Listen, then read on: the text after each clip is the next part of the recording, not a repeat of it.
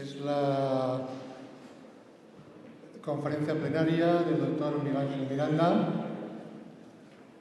Miguel Ángel Miranda estudió químicas aquí en Valencia y luego fue a hacer el doctorado al CSIC, al Instituto de Química Orgánica General del CSIC. Obtuvo en el 1978 la tesis doctoral por la Universidad Autónoma de Madrid y posteriormente realizó estancias postdoctorales en las universidades de Alemania de Salzlander, no sé si lo digo bien, y la de Würzburg. Posteriormente ya se incorporó a la Universidad de Valencia, primero como profesor contratado y luego ya como profesor titular en el año 1984.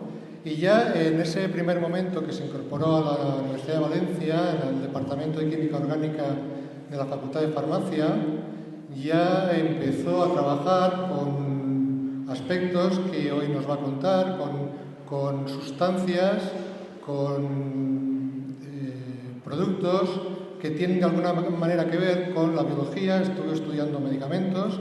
Uno de los primeros productos con los que trabajó las reacciones de fotólisis de la fotoquímica fue la aspirina.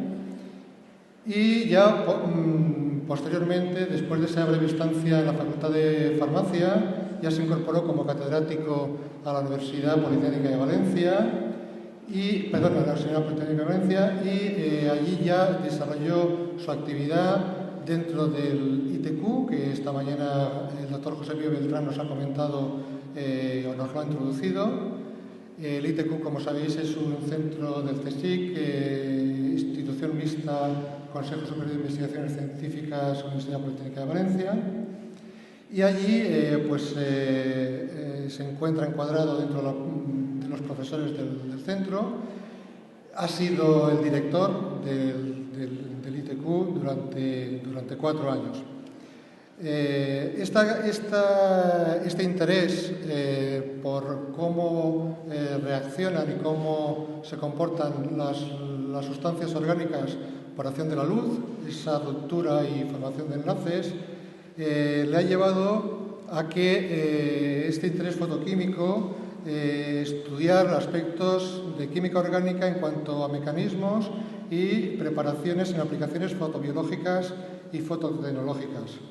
En concreto, toda esta investigación ha supuesto más de 450 artículos de revistas de alto impacto y la dirección de 40 tesis doctorales. Desde el año 1909 al 2011 ha sido presidente de la European Society for Photobiology y su trayectoria investigadora ha sido reconocida de diferentes formas. Una de ellas ha sido el Premio de Química Orgánica por la Real Sociedad Española de Química del 2008. Posteriormente, el Honda Fukushima Lectureship Award de la Sociedad Fotoquímica Japonesa y el Theodor Foster Lectureship Award de la Sociedad Química Alemana y de la Sociedad Bunsen de Química Física. Es un honor y un placer que el doctor Miguel Ángel Miranda esté con nosotros, así que espero que disfrutéis de su conferencia. Muchas gracias. Hola, buenos días. Muchas gracias, Juan, por la invitación y a todo el comité organizador. Y gracias también por la presentación, por estas palabras antes de mi charla. Mientras hablaba me estaba acordando de los comienzos del trabajo una vez vuelto a Valencia desde el periodo postdoctoral, donde coincidimos en el Departamento de Química Orgánica de la Facultad de Farmacia. En aquel momento, en los 80, estabas haciendo tú la tesina. La química y la ciencia en general van cambiando mucho y evolucionan a lo largo de las últimas décadas. Han pasado ya más de 30 años desde entonces. Pues primero, para entrar en materia, la charla tiene como título Luz, Química y Vida, que es un poco ambicioso. Como veréis, luego se va a concretar algo más y va a ser principalmente Luz, Química y Salud. Siguiendo un poco con la explicación de los logos en sentido de las agujas del reloj y empezando por abajo, ya ha comentado Juan que el Instituto de Tecnología Química es un centro mixto entre la Universidad Politécnica de Valencia y el CSIC, y esos son los logos de las dos organizaciones. Este casi no se ve, pero simplemente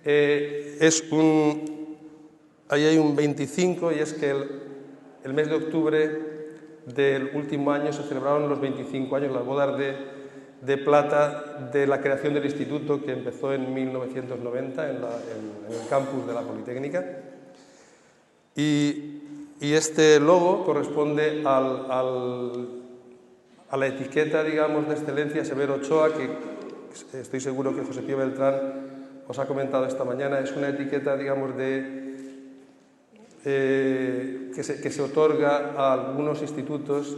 En este momento hay una veintena en toda España, y yo tuve la suerte de ser el director del instituto en el momento de realizar la solicitud y obtener la mención Severo Ochoa, que en la Comunidad Valenciana tienen 3 institutos y todos ellos son centros mixtos del CSIC y universidades. Por ejemplo, el nuestro fue el primero que la consiguió, el segundo fue el de Neurociencias, que es un centro mixto entre el CSIC y la Miguel Hernández, y el tercero fue el IFIC, que es un centro mixto entre CSIC y Universitat de València. Y para terminar con el último logo, porque tiene que ver con el título de la charla, es el nombramiento del 2015, que ya se ha acabado, como el Año Internacional de la Luz. Y esto ocurrió a propuesta de la UNESCO, después de discutirlo en la Asamblea General de las Naciones Unidas, presentado por expertos internacionales a mediados, en mayo de 2013.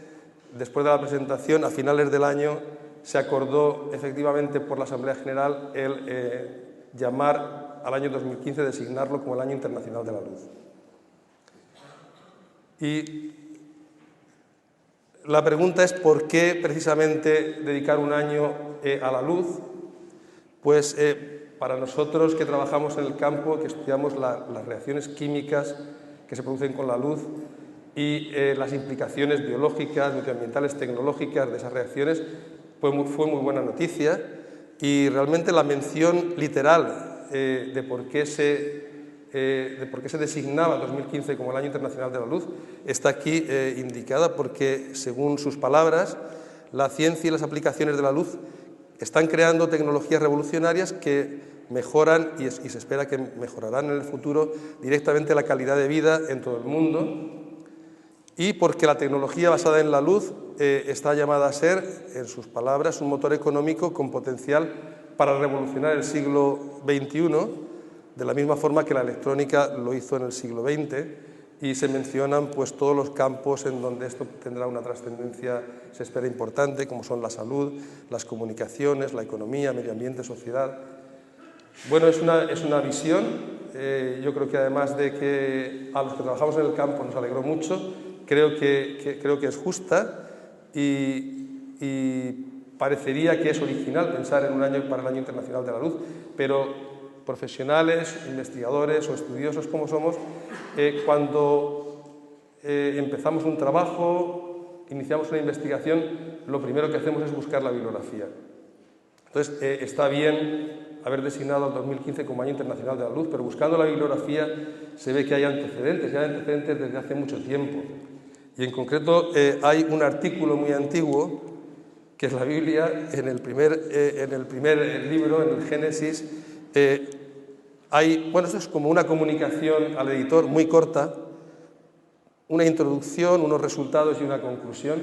La introducción es en los versículos 1 y 2. Al principio Dios creó el cielo y la tierra era informe y vacía, las tinieblas cubrían el abismo y el soplo de Dios aleteaba sobre las aguas. Esto es la introducción. Los resultados son muy concisos. Entonces Dios dijo, hágase la luz, y la luz se hizo. Es breve pero muy contundente. Y la conclusión es, bueno, Dios vio que la luz era buena y separó la luz de las tinieblas.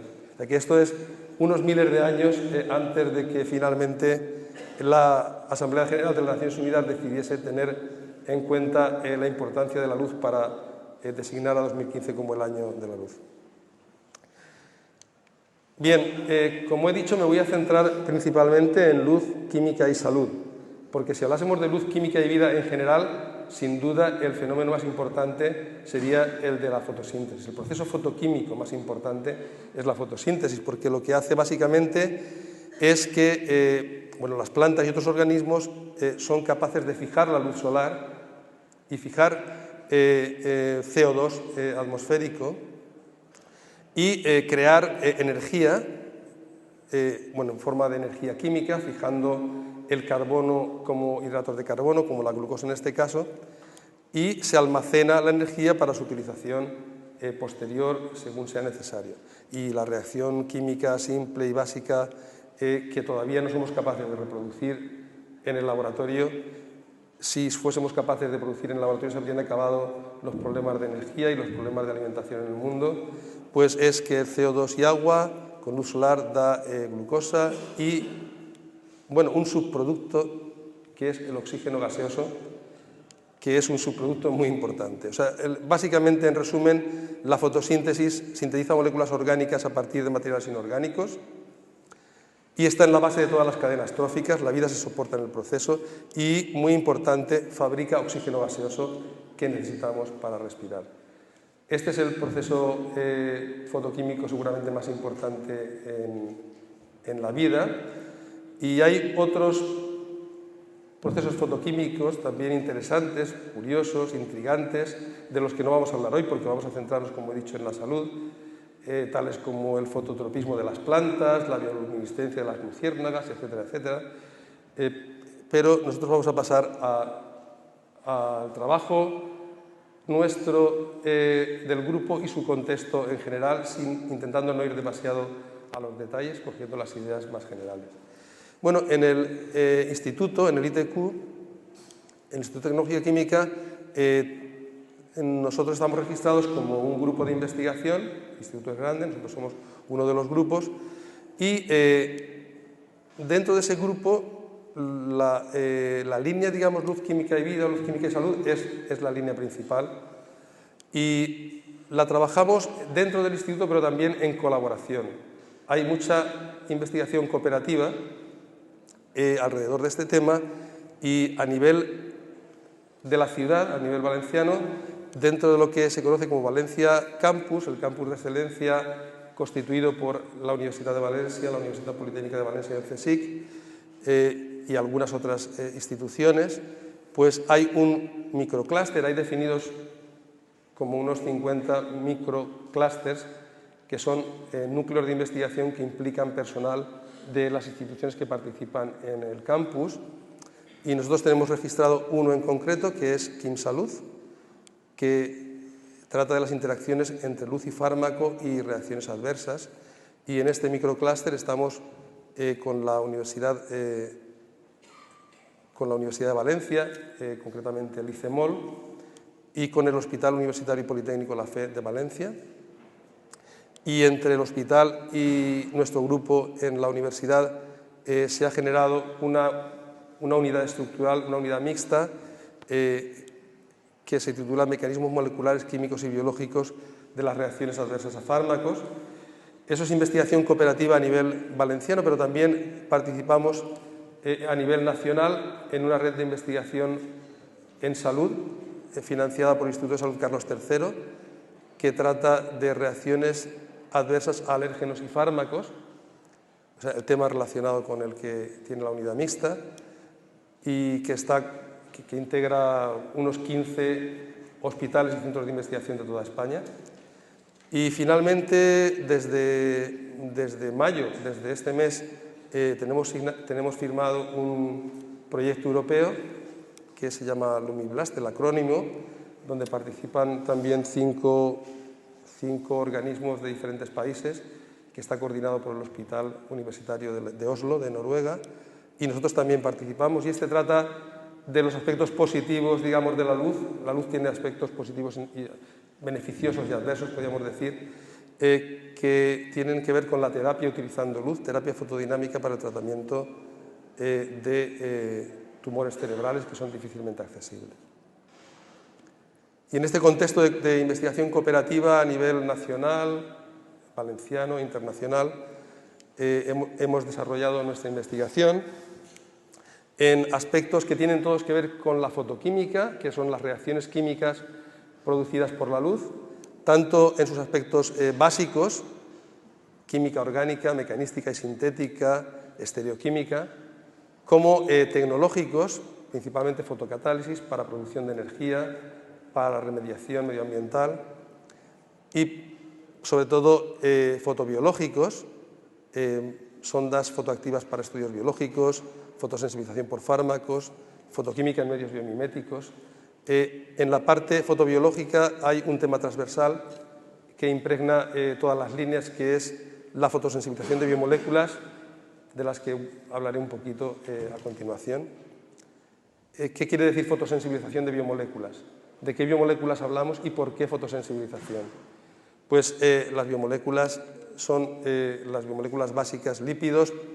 Con lípidos nosotros estudiamos principalmente en la peroxidación de ácidos grasos y colesterol, los mecanismos implicados, vía radical, vía especies reactivas de oxígeno, y las consecuencias biológicas de estas transformaciones.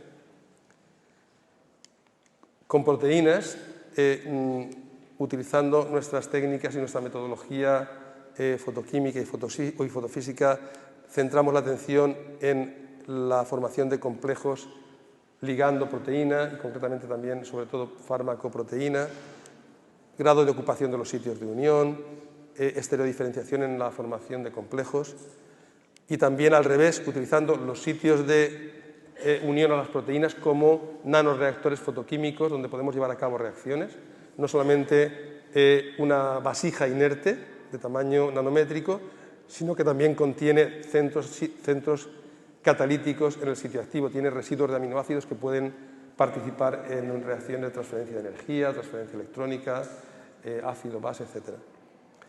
Y finalmente en la unión fotoquímica covalente fármaco-proteína, porque esto está implicado en la aparición de efectos secundarios debidos a fármacos que son los de fotoalergia y también fototoxicidad, fotogenotoxicidad, etc.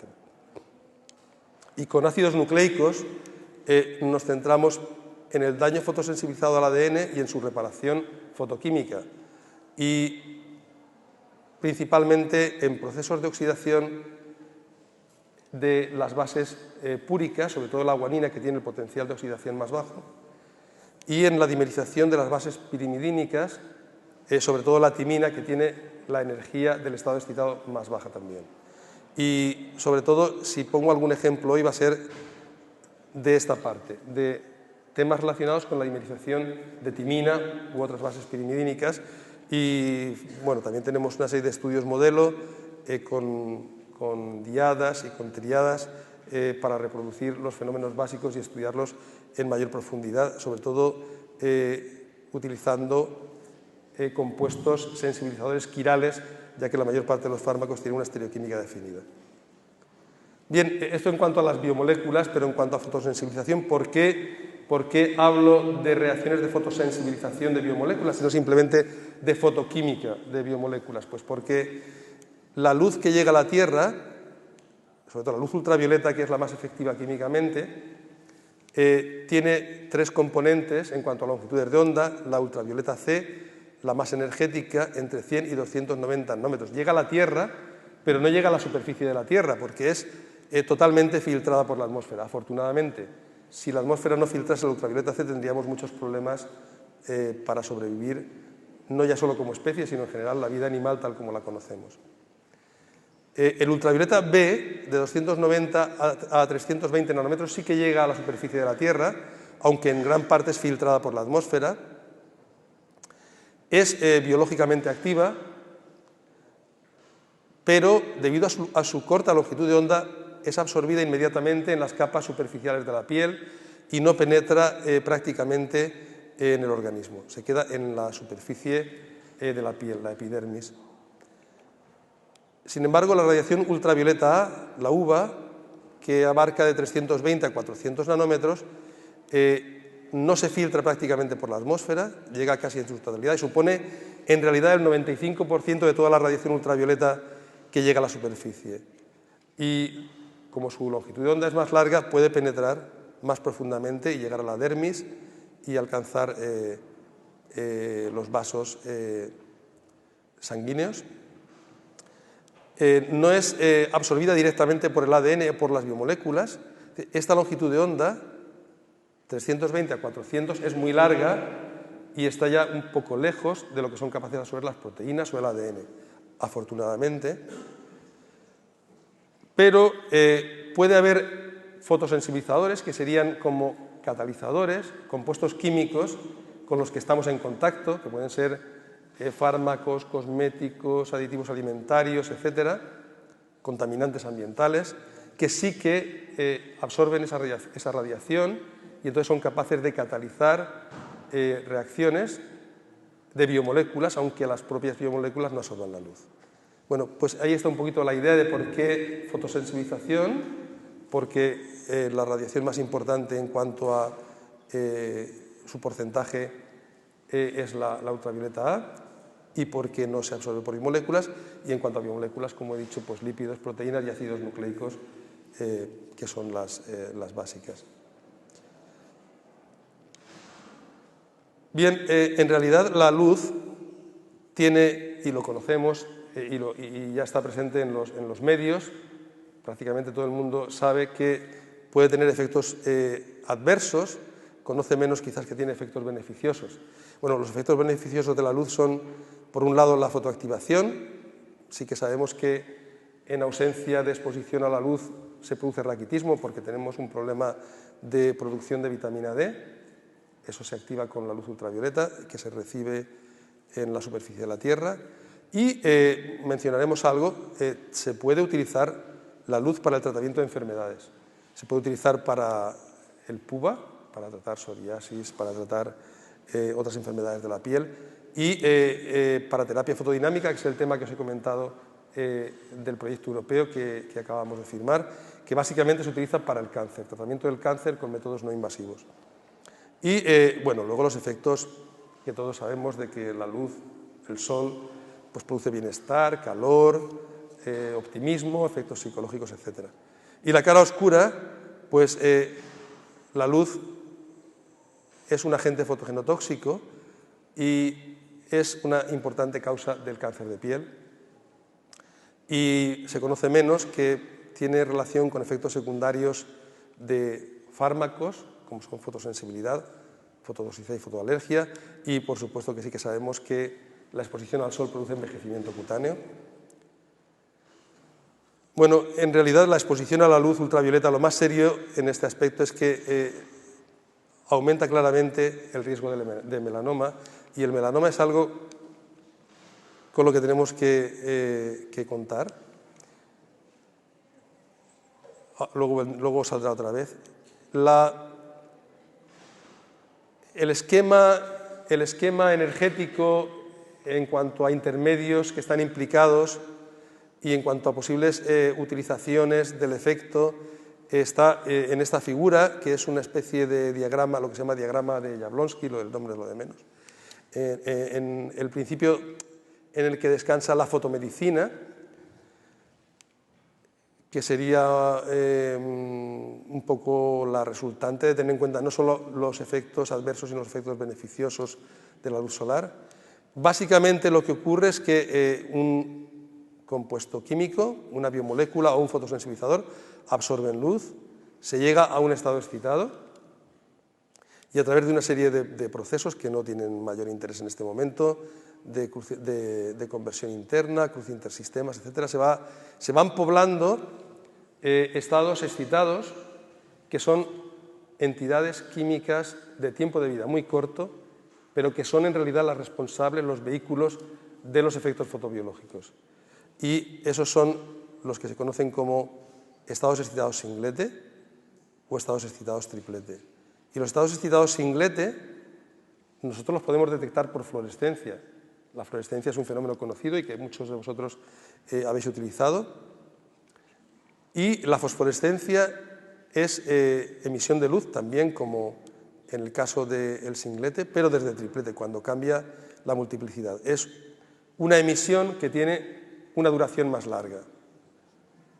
Bien, se pueden utilizar las líneas verdes, es decir, los procesos radiativos, absorción, fluorescencia y fosforescencia en fotomedicina. Y sobre todo se pueden utilizar para diagnosis y detención, introduciendo sondas que tienen la propiedad de absorber o de emitir, y con esta propiedad nosotros podemos localizar una lesión, podemos estudiar un proceso biológico, etc. Eso es en cuanto a los procesos radiactivos, pero los estados excitados, que son especies de corta vida, pueden producir reacciones. Y las reacciones pueden generar enfermedades, pero también se pueden aprovechar para terapia. Y estas tres líneas las vamos a comentar muy brevemente por separado. En cuanto a los procesos radiactivos, para utilizarlos como diagnosis, pues todos conocéis, aquí simplemente estamos repasando la utilización de técnicas colorimétricas, por ejemplo el MTT, para medir la viabilidad celular, o la utilización de la emisión, fluorescencia, para ensayos como el conocidísimo ensayo ELISA, que se utiliza muchísimo en bioquímica, en cultivos celulares, etc., inmunología. Bien, también se utilizan colorantes como el bromuro de tidio, el DAPI, TOTO, para insertarlos en biomoléculas, y estos colorantes, cuando se insertan en biomoléculas, cambian sus propiedades ópticas, cambian el color de absorción o de emisión, la longitud de onda, cambian los tiempos de vida de los procesos, etc. Y estos cambios se pueden utilizar para diagnóstico. Y las aplicaciones principales son en electroforesis, espectroscopía o microscopía de fluorescencia, y el desarrollo más sofisticado de las sondas fluorescentes o emisivas en diagnosis es precisamente la microscopía de fluorescencia con superresolución, que no vamos a entrar en detalle, pero que es el desarrollo que valió el Premio Nobel de Química solo el penúltimo, en 2014, a Betzig, Hell y Mörner, en 2014. Eso es por mencionar brevemente que las propiedades de la luz en relación con compuestos químicos pueden emplearse en diagnosis, pero también se pueden emplear en terapia. Y realmente lo de utilizar la luz en terapia es muy antiguo. Puede ser utilizando la luz del día o puede ser utilizando fuentes que permiten seleccionar la longitud de onda o láseres. Pero clásicamente en el antiguo Egipto e India, que se llamaba clásicamente helioterapia, helio por el sol, hacían terapia con luz manejando infusiones de semillas o extracto de plantas y luz solar para tratar enfermedades de la piel. Eso está en el origen de la terapia, por ejemplo, que ahora se conoce como PUVA, que es solalenos más luz ultravioleta. Y entonces pues era una observación empírica porque no tenía una base científica bien establecida. Mucho más tarde, pero hace ya más de un siglo, en 1903, Finsen recibió el Premio Nobel de Fisiología y Medicina por su contribución al tratamiento de enfermedades, especialmente el lupus vulgaris, con radiación luminosa concentrada, que se consideró en aquel momento por el comité que había abierto una nueva avenida para la ciencia médica, y de hecho se considera que Finsen es el padre de la fototerapia moderna.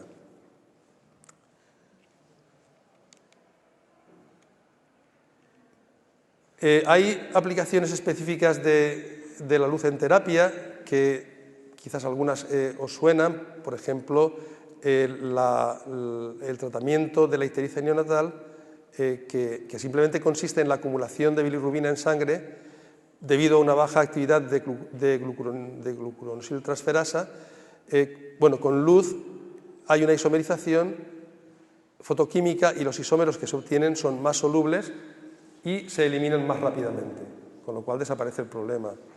Lo que ya hemos comentado en cuanto a la síntesis de la vitamina D, que requiere absorción de luz ultravioleta B por el 7-deshidrocolesterol, hay una reacción electrocíclica da un trieno y el trieno genera la vitamina D, que es la que evita que aparezca el raquitismo. O hemos mencionado por encima la terapia PUVA, que es solalenos más luz ultravioleta para tratar psoriasis, vitílico, o también para tratamiento de edema, micosis, acné, etc.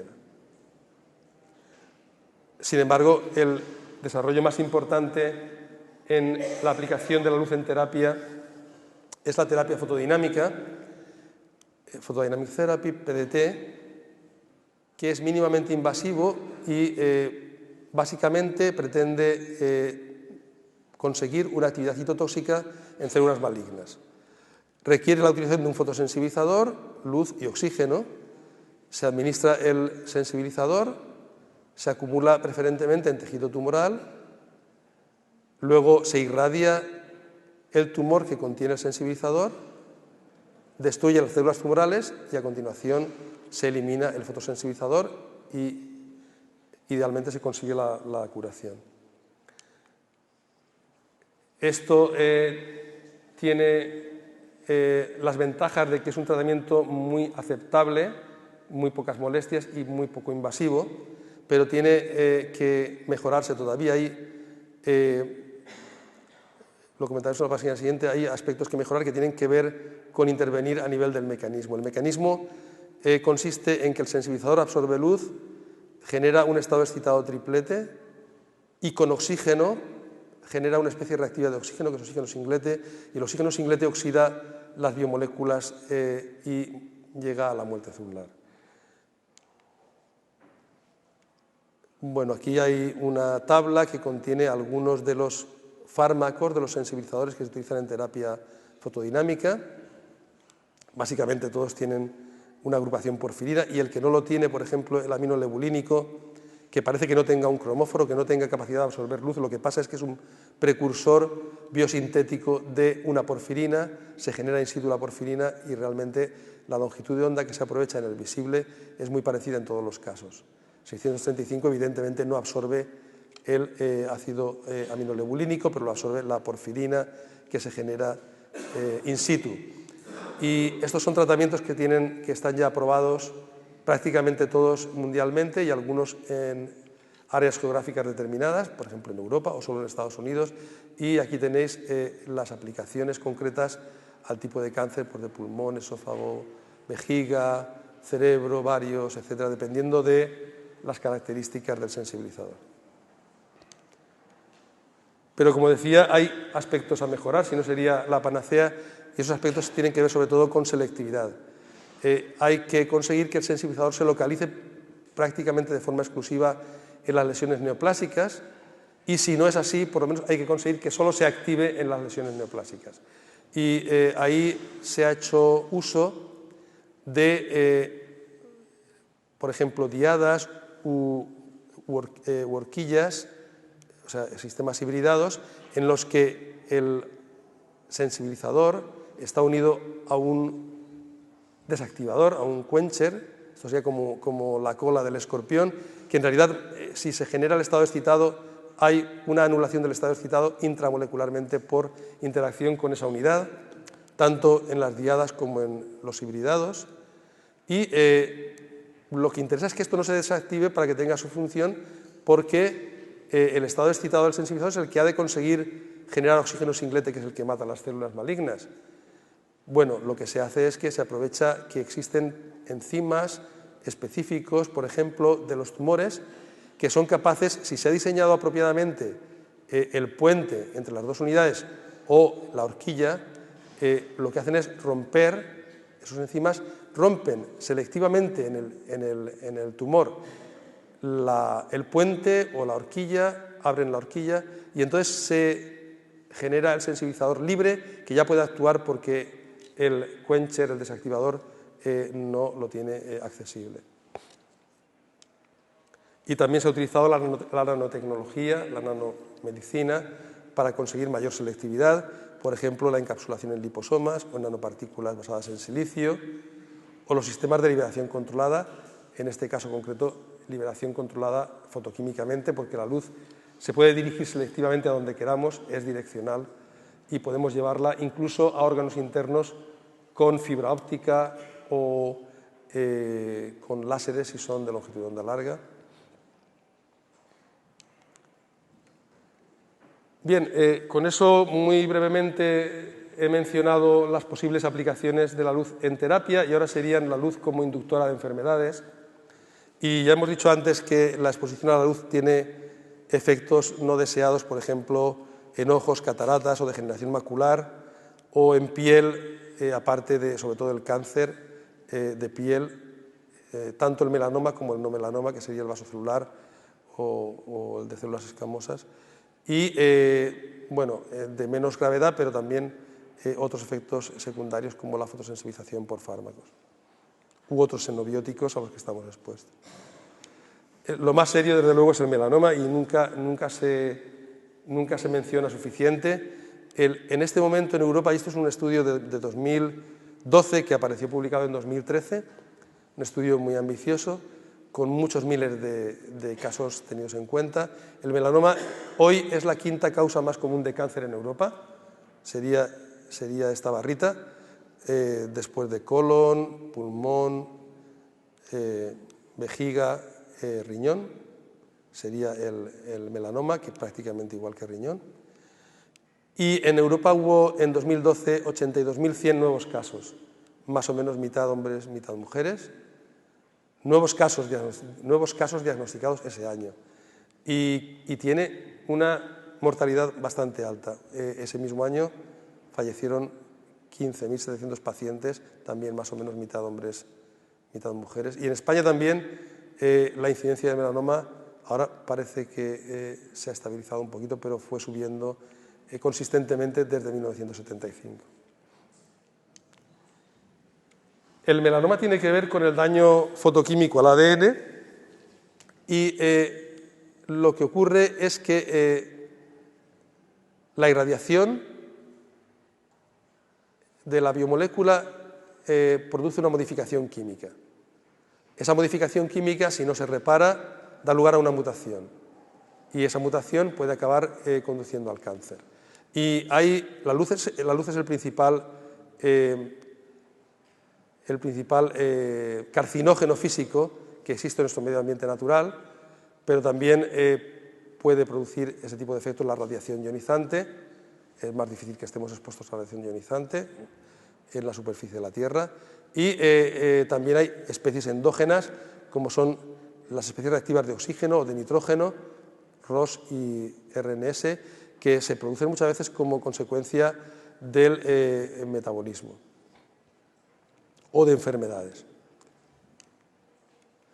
Bueno, ¿y qué modificaciones químicas se pueden producir con la luz en el ADN?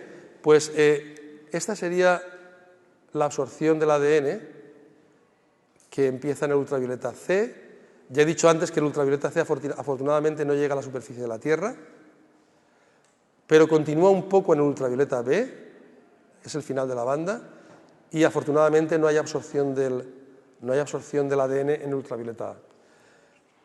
El límite entre el ultravioleta C y el ultravioleta B lo da principalmente la capa de ozono. Si se hace más delgada la capa de ozono, esta línea se mueve a la izquierda. Imaginaros lo que supondría, porque estamos en una zona de subida muy rápida de la absorción. Si viniese aquí, tendríamos epidemiológicamente una subida impresionante del número de casos de melanoma, porque estaríamos filtrando menos radiación de longitud de onda corta, que es la más energética. Bien, tanto la ultravioleta B como la ultravioleta C, en la práctica solo la ultravioleta B en la superficie terrestre, es absorbida directamente por las biomoléculas y da lugar principalmente a productos que se conocen como los dímeros de pirimidinas. Es decir, dos unidades, por ejemplo, de timina dan lugar a tres tipos de dímeros. Los dímeros ciclobutánicos, que vienen de una cicloadición 2+2, los fotoproductos 6,4, que vienen de una reacción 2+2 entre este doble enlace y este carbonilo, una reacción que se conoce en fotoquímica como la Paterno-Bucci, y luego una transposición. Y finalmente los dímeros espora, que son unos dímeros que no tienen relevancia a nivel de mamíferos y en humanos, porque únicamente se producen en esporas y otros organismos inferiores. Estos son los dímeros y irradiación continuada de los fotoproductos 6,4 da lugar a una electrocirculación aquí que conduce a dímeros secundarios que son los dímeros Dewar, que recuerdan las estructuras de benceno Dewar que teníamos en las clases de química orgánica al principio para explicar la estructura del benceno. Y en cuanto al daño sensibilizado, puede dar lugar a productos de oxidación, sobre todo de purinas, de la guanina, pero, importante también, por transferencia de energía, triplete, puede ocasionar formación de los dímeros de pirimidinas. Bien, constituyen las lesiones principales del ADN mediante irradiación directa con ultravioleta B. Los ciclobutánicos representan la mayor parte de ellos, el 75%, y los fotoproductos 6,4 el 25%. Y la formación de estos dímeros se ha correlacionado claramente con el desarrollo del cáncer de piel de todos los tipos. Y esto es un tema, la química, la formación y la reparación de los dímeros de pirimidinas, es un tema que se está estudiando más de medio siglo. Y sin embargo todavía hay muchos aspectos que están por aclarar. Y como ejemplo claro tendríamos el hecho de que el año pasado apareció un artículo en Science donde informaba y demostraba la formación de dímeros ciclobutánicos de pirimidinas en un tiempo que no se explicaba, porque era un tiempo muy largo.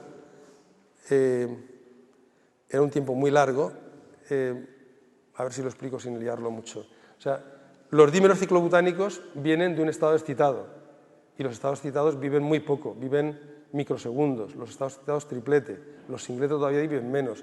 Entonces, cuando uno deja de irradiar, si cesa la exposición a la luz, ya no se tendrían que formar más dímeros, porque si sus precursores son estados excitados, cesamos irradiación, no generamos precursores, y todo lo que se haya formado se ha tenido que formar en microsegundos o nanosegundos, no ya en segundos, minutos, horas.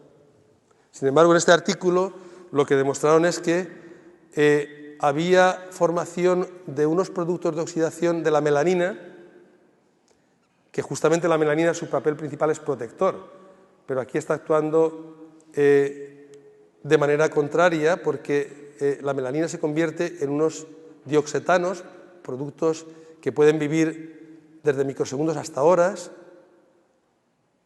y luego se rompen térmicamente o enzimáticamente, y al romperse, como tienen un anillo muy tensionado con dos oxígenos, dan lugar a dos unidades de carbonilo, pero una de ellas sale en estado excitado, y este estado excitado es el que es capaz de producir transferencia de energía a la timina y dar los dímeros. Es decir, estamos teniendo fotoquímica en la oscuridad, fotoquímica sin luz. Hemos cesado de irradiar hace media hora y todavía está habiendo fotoquímica porque térmicamente, químicamente se están generando estados excitados. Bueno, es simplemente para poner un ejemplo de que investigación de alto nivel, hoy todavía, 50 años después, está encontrando aspectos no aclarados de la formación de dímeros, que son las especies clave en la formación del cáncer de piel. En nuestro grupo, ya he presentado antes una de las diapositivas iniciales, que dentro del ADN trabajamos con oxidación de guanines, también con dimerización de timinas, y ello requiere pues tener a punto una metodología que es bastante compleja. Cuando estábamos en farmacia hace 30 años, prácticamente nuestro equipamiento fotoquímico eran lámparas ultravioleta para hacer reacciones, pero ahora es imposible hacer una investigación que contribuya de manera significativa si no se tienen las técnicas que hacen falta. Y en el ITQ pues tenemos una capacidad de síntesis que permite derivatizar nucleósidos o sintetizar oligonucleótidos a medida. Tenemos instrumentación como la fotosíntesis de destello láser en la escala de nanosegundos y femtosegundos, o sistemas de exposición, dos láseres, dos colores, bueno, capacidad de cálculos teóricos, y luego a nivel de caracterización de productos, pues las técnicas cromatográficas y espectroscópicas habituales, y principalmente la que más utilización encuentra, porque la más sofisticada, es la cromatografía líquida con espectrometría de masas en tándem y alta resolución. y luego técnicas bioquímicas que en general colaboramos en este aspecto, pero algunas básicas que repetimos muchas veces también las tenemos puestas a punto en el laboratorio, pues electroforesis de gel o el ensayo cometa, etc.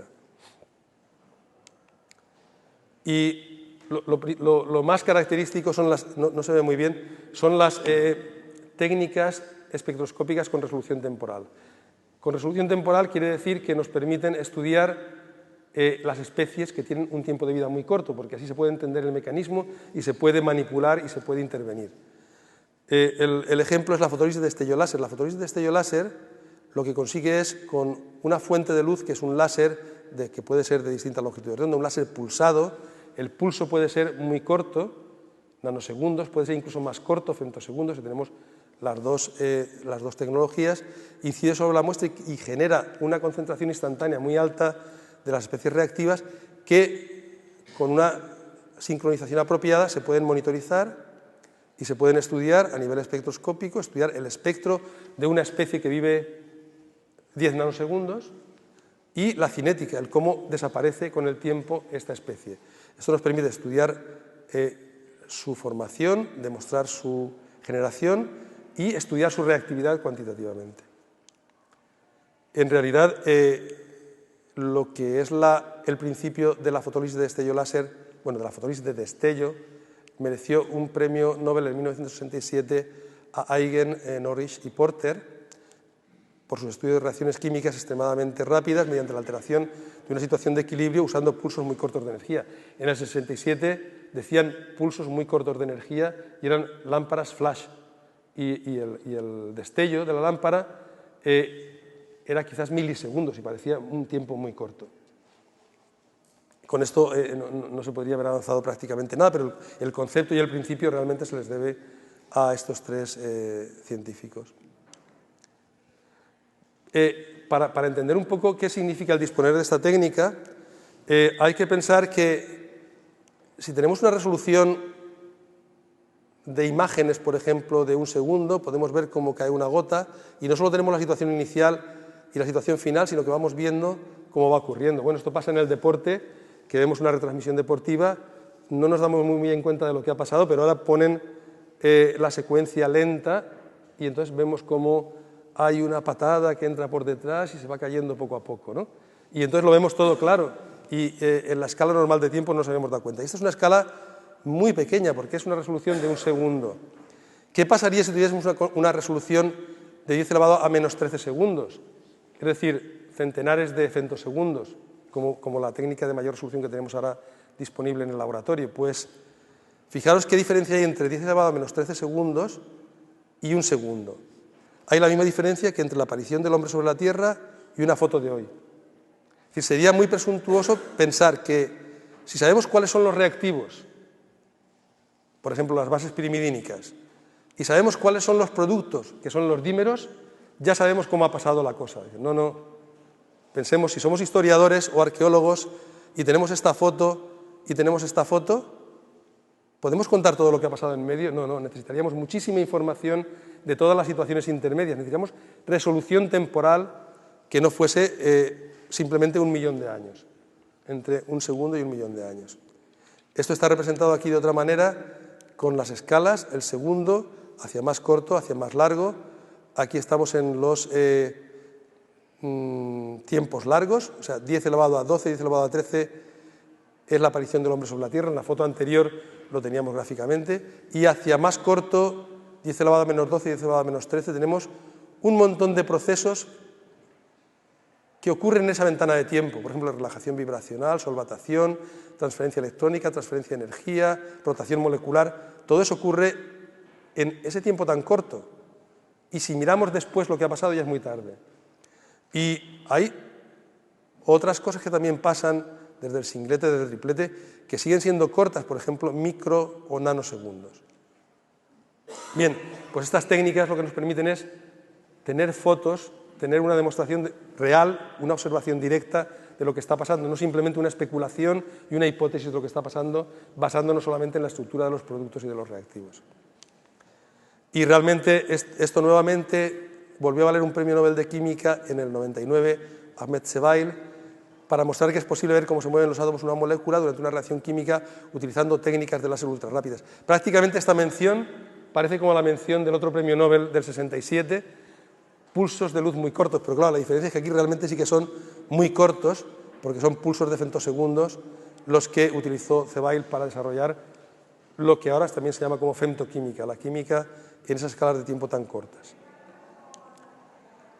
Bien, la aplicación de los láseres permite descubrir muchas cosas nuevas y nosotros en el laboratorio pues lo hemos aplicado principalmente a, bueno, aquí hay dos ejemplos y solamente voy a comentar uno de ellos, al concepto del caballo de Troya en las lesiones múltiples del ADN o a la fotorreactividad de estados tripletes superiores.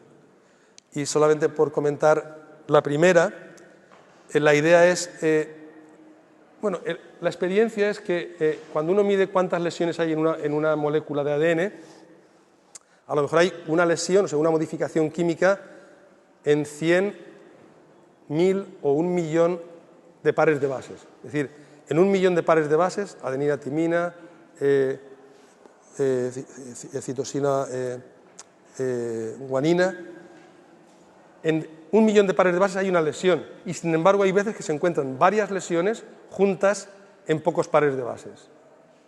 Es como sacar un póker de ases habiendo 1 millón de cartas cuando solamente hay cuatro ases, ¿de acuerdo? Es muy improbable estadísticamente.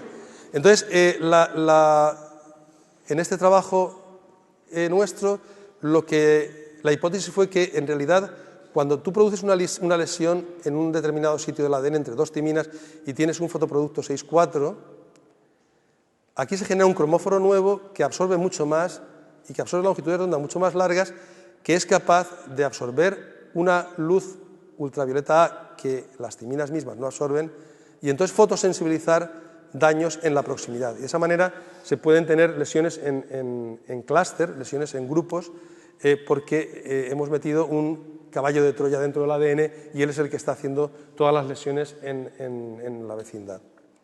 Bueno, esto se pudo demostrar preparando una molécula modelo que tenía el cromóforo pirimidona característico de los fotoproductos 6,4, estudiando su fotofísica, su fotoquímica, detectando las especies reactivas de oxígeno y las transferencias de energía que estaban implicadas, y se publicó en Angewandte y además mereció la portada, y vosotros que sois valencianos recordaréis ese caballo de Troya que estaba en la falla de Nayordana de aquel año y el ADN que es el del príncipe Felipe.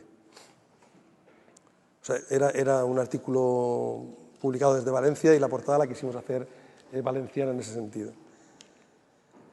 Bien, esto hemos ido desarrollándolo posteriormente y viendo que no únicamente se cumple con el modelo, sino que también se cumple con la lesión completa, y ahora faltaría demostrar que se cumple en el oligonucleótido y en el propio ADN. Bien, y lo último de la charla realmente es volver a lo positivo, en el sentido de que ya hemos visto que la luz produce efectos adversos, pero también beneficiosos, se puede utilizar en terapia. Y concretamente con el ADN la luz puede producir daños, puede producir dímeros, pero también puede utilizarse para reparación. Es decir, cuando producimos una modificación química en el ADN, si no se repara, se puede generar una mutación que está en el origen del cáncer. Pero afortunadamente nuestros organismos tienen unos sistemas de reparación enzimáticos que están pendientes, vigilantes, para ver dónde aparece una lesión, la localizan y la reparan. Bien, entonces si uno es capaz de generar dímeros por exposición a la luz, luego viene un enzima y repara y regeneramos las bases íntegras y no ha pasado nada. Bien, eso se puede conseguir también con luz, es con un efecto positivo de lo que se llaman las fotoliasas, pero las fotoliasas actúan con luz visible, mientras que el daño ocurre con luz ultravioleta.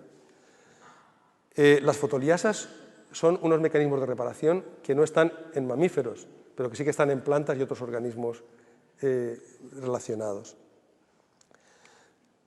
En organismos de mamíferos o en humanos, los sistemas de reparación no utilizan luz. Son los sistemas de reparación por escisión de de bases o por escisión de nucleótidos. Ver por escisión de bases y NER por escisión de nucleótidos. Pero las plantas sí que desarrollan la reparación vía fotoliasas y artificialmente se puede utilizar el principio de las fotoliasas para desarrollar fotoprotectores, bueno, más bien aquí serían reparadores después de la exposición. El principio es, tenemos el ADN íntegro, la luz produce un dímero, la fotoliasa es una enzima que reconoce la lesión, forma un complejo y ahora con luz visible absorbe una antena, hay una transferencia de energía y se rompe el dímero y se regenera, bueno, se disocia el enzima y se regenera el ADN intacto. El mecanismo químico, que no vamos a entrar muy en detalle, pero básicamente, por ejemplo, para el caso de los fotoproductos 6,4, implica o bien una transferencia electrónica directa desde una flavina reducida, que está en la fotoliasa, o formación de un oxetano, térmica o fotoquímicamente. El oxetano o bien la lesión aceptan el electrón y dan un anión radical, y el anión radical se rompe y regenera las dos unidades intactas de timina, y esto es un ciclo que se puede repetir indefinidamente. Hay una antena dentro de la fotoliasa, que es un tetraidofolato, y hay un sitio activo, que es el que ejecuta la transferencia de energía, que es una flavina reducida. Y hay, bueno, como pasa, y eso es un mensaje interesante, incluso en temas desarrollados durante tanto tiempo, siempre quedan aspectos por aclarar, siempre hay un camino abierto para la investigación, para continuar esclareciendo lo que pasa, y realmente en este mecanismo la controversia está situada en si hace falta o no hace falta pasar por un oxetano para conseguir la reparación, o basta con la exposición directa de la lesión al dador de electrones, a la flavina, y esto aún no está, es un tema que no está cerrado. Bien, justamente otra vez, el premio Nobel de este año, bueno, el último que se ha concedido, 2015, se concedió a Lindahl, Modrich y Sankar por sus estudios mecanísticos sobre la reparación del ADN. Y en concreto, Sankar, sobre todo, hizo todos los estudios de la reparación en sistemas de plantas por fotoliasas, en el mecanismo fotoquímico de reparación. Con esto yo ya he terminado. Únicamente quisiera agradecer al grupo de investigación, que como siempre pasa no es la última foto del grupo, porque hay gente que entra y gente que sale, pero en el grupo querría representar pues, todo el trabajo que durante años pues, han realizado los distintos doctorandos o los postdocs y que ha ido conduciendo a los resultados propios nuestros, y luego la financiación a los proyectos del Plan Nacional, incluyendo el Severo Ochoa, a la Generalitat Valenciana por el programa Prometeo y a la Unión Europea por un proyecto que tuvimos hace unos años, que era Clusters DNA, y por el Lumiblas que acaba de empezar, y gracias a todos por la atención.